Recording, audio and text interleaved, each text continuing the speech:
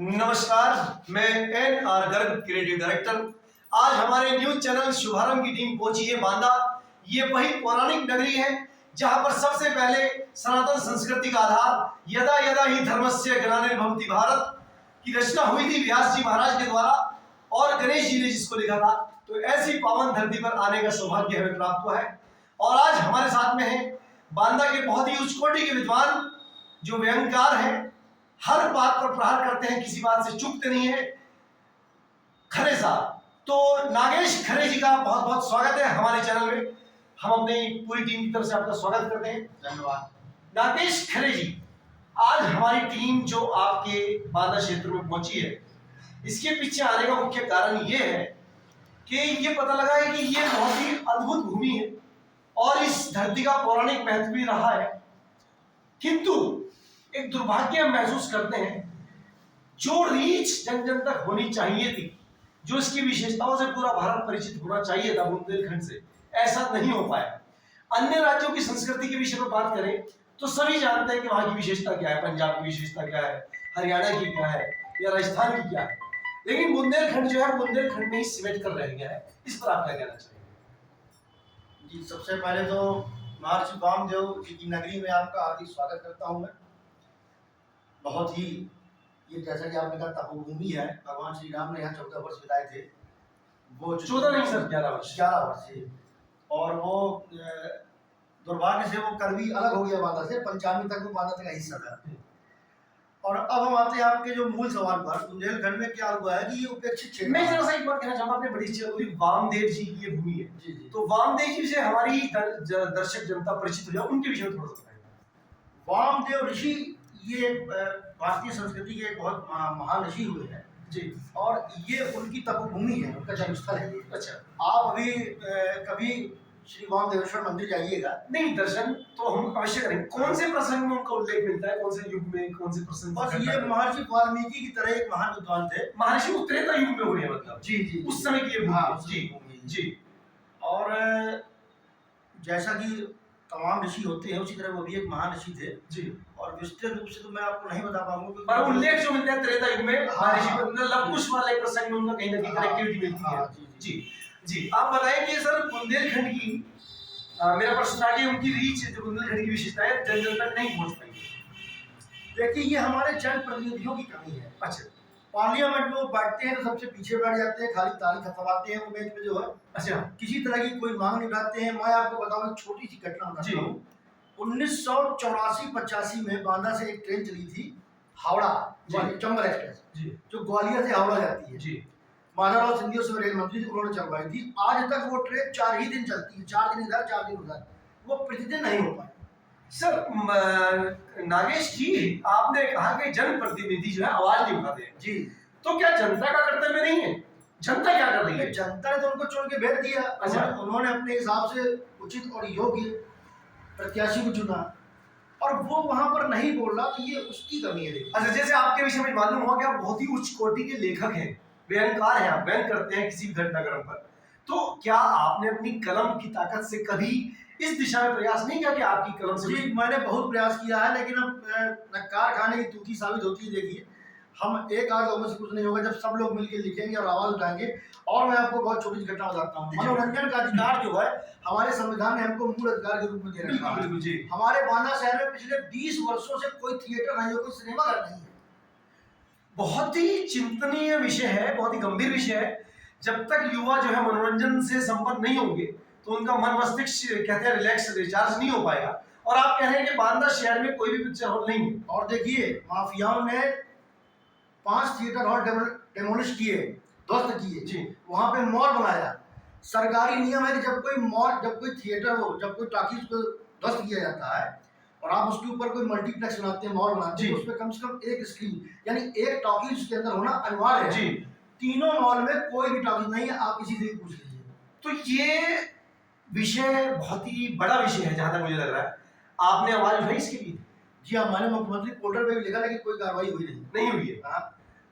आप ऐसा कोई कर सकते हैं कि 1000 लोगों के हस्ताक्षर कराकर हमें कोई पत्र दे दे तो हम आपकी बात पहुंचा देंगे। नहीं, बजाय मैनुअली की अगर आप हैशटैग चला दें अच्छा। सोशल मीडिया पे जी, तो उसमें 1000 से ज्यादा संख्या हो जाएगी। अच्छा, और वो हैशटैग जो होता है वो सीधे जो नहीं, हस्तलिखित जो होता है हस्ताक्षर की बहुत मान्यता होती है। क्या आप 1000 लोगों के निवासियों के हस्ताक्षर करा पाएंगे? हाँ मैं करा सकता हूँ। तो अगर आप ऐसा करा दें तो ये काम तो हम भी करा देंगे आपका। तो जी वही मैं उपेक्षा की बात बता रहा था आपको। जी, बुंदेलखंड में देखिए आज से 2 दशक 3 दशक पहले बुंदेलखंड पृथक राज्य की मांग उठी। जी, मांग उठती थी तो प्रदेश सरकार यहाँ का बजट बढ़ा देती थी। जी, सापा सरकार ने बजट बढ़ा के इस मांग को दबाया, फिर आगे की सरकारों ने भी दबाया। आज भी मांग कुछ नेता जीवित किए। मैं आप ही की बात पर आऊंगा। बड़ा गंभीर प्रश्न आपने उठाया, हमारे मस्तिष्क में भी घूम रहा था। आप ही बताइए कि अगर ये अलग राज्य बन जाता है बुंदेलखंड, तो इसके क्या लाभ होंगे और क्या इससे नुकसान होंगे, ये बताइए। देखिए मैं इसके पहले थोड़ा सा आप इसके पक्ष में हैं या नहीं है? मैं पक्ष में नहीं हूँ। नहीं बनना चाहिए। हाँ तो आप अगर नहीं बनता है तो क्या नुकसान है और क्या फायदे हैं? मैं आपको वही बता रहा हूँ, शॉर्ट में बता रहा हूँ। 3 राज्य अलग हुए देखिए, उत्तराखंड अलग हुआ उत्तर प्रदेश से हुआ, झारखंड अलग हुआ जी, बिहार से, छत्तीसगढ़ अलग हुआ मध्य प्रदेश से। जी, तीनों राज्यों में जो मूल निवासी हैं जहां की तहां है, आज भी वही मोटा चावल पानी में डालते हैं, सवेरे उसको खाते हैं वो। सर इसमें थोड़ा संशोधन की आवश्यकता है। अभी हम बात करते हैं उत्तराखंड की। जी। उत्तराखंड में तो इतना डेवलपमेंट है, जितना इंडस्ट्रियल एरिया है सारा वहां पहुंच गया है और सब्सिडी मिलती है और सबसे सस्ती जमीन वहां पर मिल जाती है फैक्ट्री लगाने की। जॉब तो वहां सब बाहरी कर रहे हैं, परदेशी कर रहे हैं, लोकल वाले क्या कर रहे हैं, लेबरी कर रहे हैं वहां पे। नहीं, हमने देखी वो तो मेट्रो सिटी में जाने की अभिलाषा सबको होती है। नहीं ऐसा नहीं। छत्तीसगढ़ मेरा ननिहाल है, मैं बचपन से छत्तीसगढ़ जा रहा हूँ, मैंने वहाँ बहुत करीब से देखा है। मूल निवासी आज इतने 25 साल हो गए राज्य को बने, आज जहाँ की तहाँ। आज भी आप देखिए चित्रकूट एक्सप्रेस हमारे बांदा से निकलती है, जबलपुर से लखनऊ जाती है, उसकी पूरी तीनों जनरल की बोगियां छत्तीसगढ़ियों से भरी रहती है। ये लोग लखनऊ जाते हैं, वहाँ पे बिल्डर्स क्या लेबरी करते हैं, जबकि छत्तीसगढ़ में कितने मल्टीनेशनल प्लांट लग चुके हैं, वहाँ ये जॉब नहीं करते या उनको वहाँ जॉब नहीं मिलता। तो जब मूल निवासी की स्थिति को सुधारना नहीं है तो पृथक राज्य का क्या मतलब बताइए आप। तो नागेश खरे जी कह रहे हैं, जो इनकी बातों से एक निष्कर्ष निकल कर आ रहा है कि अलग राज्य बनने से कोई बहुत बड़ा विकास नहीं हो सकता। अगर विकास करना है तो हमें इसी परिधि में चलकर विकास करना होगा, ऐसे आपके विचारों से हमें। देखिए हमें आपके विषय में सुना था कि आप बहुत ही बुद्धिजीवी है, अहंकार है, और वो आपकी बातों से स्पष्ट भी हो गया। जितना स्पष्ट, जितना मुखर और जितना इस ट्रांसपेरेंसी के साथ आपने मेरी बात रखी है, ऐसा बहुत कम लोग बोल पाते हैं। मैं और कहना चाहता हूँ जी, 1990 में स्वर्गीय राजीव गांधी जो प्रधानमंत्री थे जी, उन्होंने बरगढ़ एक स्थान पड़ता है जो कभी लेवल चला गया है, बरगढ़। बरगढ़ अच्छा, पहले बांदा जिले में था, 95 में जब अलग हुआ करबी तो करबी में, ठीक है। वहां पे एक ग्लास फैक्ट्री की उन्होंने शिलान्यास किया था, और वो ग्लास फैक्ट्री एशिया की नंबर 1 ग्लास फैक्ट्री होती अगर बन जाती।